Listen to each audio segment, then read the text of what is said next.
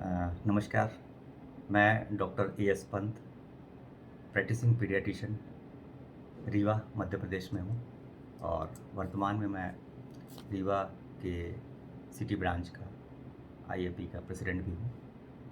मैं विगत 3 दशकों से ज़्यादा समय से चाइल्ड केयर से जुड़ा हुआ हूँ और मैं आज एक बहुत ही कॉमन विषय पर आप लोगों से चर्चा करना चाहूँगा।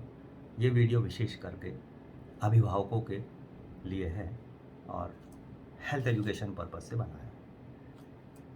तो देखिए, बच्चों में बुखार एक बहुत ही कॉमन कंडीशन है और ये सबसे ज़्यादा पेरेंटल एंग्जाइटी का कारण हो जाता है। अंडरस्टैंडेबल भी है।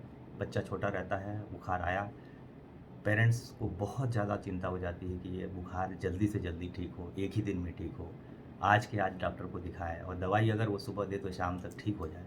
इस तरह की कई चीज़ें रहती हैं।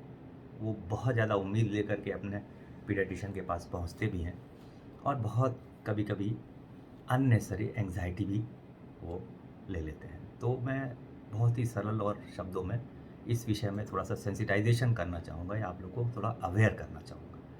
बहुत ही बृहद विषय है ये। बहुत सारे एन नंबर ऑफ कॉजेज़ होते हैं बुखार के बच्चों में और उनका ट्रीटमेंट भी अलग होता है। तो मैं उस विषय पे नहीं जाऊँगा। डिटेल्स कौन-कौन सी बीमारियाँ, कैसे बुखार का ट्रीटमेंट, वहाँ नहीं जाना है। क्या डूज़ और डोंट, माने क्या अभिभावक को करना चाहिए और क्या नहीं करना चाहिए, उसके संबंध में मैं आपको बहुत ही संक्षेप में 5-10 मिनट बताना चाहूँगा। देखिए, फ़ीवर या बुखार जब बच्चे में आता है तो सबसे महत्वपूर्ण होता है उसका एज ग्रुप। अगर किसी बच्चे को फ़ीवर आ रहा है और उसकी उम्र 1 महीने या 2 महीने के नीचे है, तो एक वो खतरे की घंटी हो जाती है। ऐसे बच्चों को मेरा अभिभावकों से निवेदन है कि उसको उसको अगर बुखार है, तो आप अपने ट्रीटिंग पीडियाट्रिशियन से ही मिलें, तभी इलाज कराएँ। अपने मन से किसी तरह का कोई भी उसको इलाज करने का प्रयास ना करें। इस विषय में क्लियर कट आप मान लीजिए कि 1 महीने के आसपास का बच्चा अगर बुखार से पीड़ित है, मतलब वो खतरे की घंटी हो सकती है बच्चे के लिए। वो आप नहीं समझ पाएँगे। वो आपका जो ट्रीटिंग पीडियाट्रिशियन है वही बता पाएगा। अब कुछ बच्चे जिसको टॉडलर कहते हैं, 1 से 3 साल वाले में, ज़्यादा करके इस ग्रुप में बच्चों में फ़ीवर होता है। तो पहली चीज़ तो होती है डॉक्यूमेंटेशन ऑफ द फ़ीवर।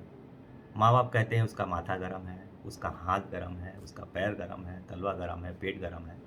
तो हम लोग सबसे पहले तो ये बोलना चाहते हैं आप लोगों से कि एक सिंपल सा थर्मामीटर खरीद लीजिए। उसको अलग-अलग समय में मेज़र करिए थर्मामीटर, चाहे आप बगल में नाप सकते हैं, छोटा बच्चा है तो।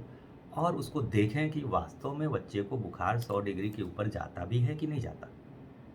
और अगर 100 डिग्री के ऊपर बुखार नहीं है और आपको हाथ से छूने पे चाहे जितना भी बच्चे का माथा गर्म लगता है, उसको आप फ़ीवर मत मानिए। कई बार ये होता है कि बोलते हैं कि भई हम हाथ से छू रहे हैं, बच्चा बहुत ज़्यादा गर्म है, तो उसके लिए आपको बहुत ज़्यादा वरीड नहीं होना है, जबकि जब तक कि आपके थर्मामीटर में टेम्परेचर 100 के ऊपर नहीं बताता। अब कुछ बच्चे जो रहते हैं, वो 3 से 5 साल के जो बच्चे रहते हैं, उनमें फिर अलग कारण होते हैं। तो आपको सबसे पहले तो क्या होता है कि डॉक्यूमेंटेशन है कि बुखार है कि नहीं। अगर फ़ीवर है, तो आप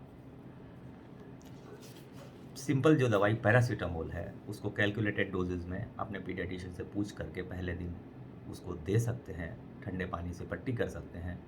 अब यहाँ पे फ़ीवर में आपको एक चीज़ महत्वपूर्ण समझने वाली बात ये है कि ज़रूरी नहीं कि फ़ीवर हमेशा इन्फेक्शन की वजह से ही हो।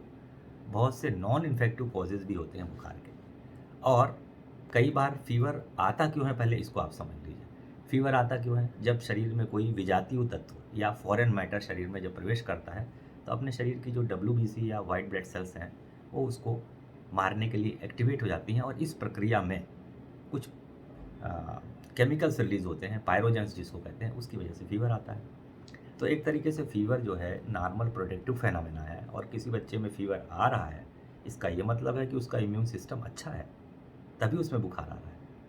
अगर कोई बच्चा जिसका इम्यून सिस्टम पूरी तरीके से ख़त्म हो चुका है, कुछ बीमारियों की वजह से, जैसे कि एचआईवी है या अन्य किसी इम्यूनो कॉम्प्रोमाइज़ कंडीशन में, तो बच्चे में फ़ीवर नहीं आएगा, जबकि ड्रेडफुल सिचुएशन हो सकती है, बहुत ज़्यादा इन्फेक्शन भी हो सकता है। तो फ़ीवर आना एक बहुत कॉमन कंडीशन है। ज़रूरी नहीं कि ये हमेशा खतरनाक हो और ज़रूरी नहीं कि ये हमेशा इन्फेक्टिव हो।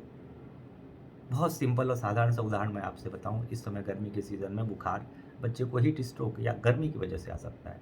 इस तरह के बुखार में आपको केवल पैरासिटामोल दे कर के ठंडे पानी से पट्टी करना है, उसका हाइड्रेशन मेंटेन करना है और फिर उसको 102 या 103 जिसको हम लोग हाई टेम्परेचर कहते हैं, उसके ऊपर उसको नहीं जाने देना है।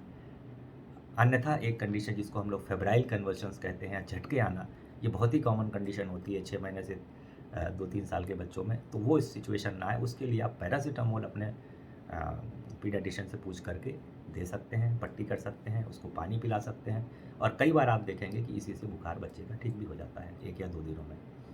जो डेंजर सिग्नल्स होते हैं, अगर उसमें अगर आप ध्यान दें, रेड फ्लैग साइंस जिसको कहते हैं, अगर बुखार के साथ में बच्चे को उल्टियाँ हो रही हैं, बच्चा जो है टॉक्सिक लुक जिसको कहते हैं, अगर उसका चेहरा ऐसा लग रहा है कि बहुत सुस्त हो रहा है या कुछ अन्य लक्षण भी हैं जैसे दस्त उल्टी हो रही है, तो ऐसे परिस्थिति में आप फिर अपने पीडियाट्रिशियन से अवश्य मिलिए।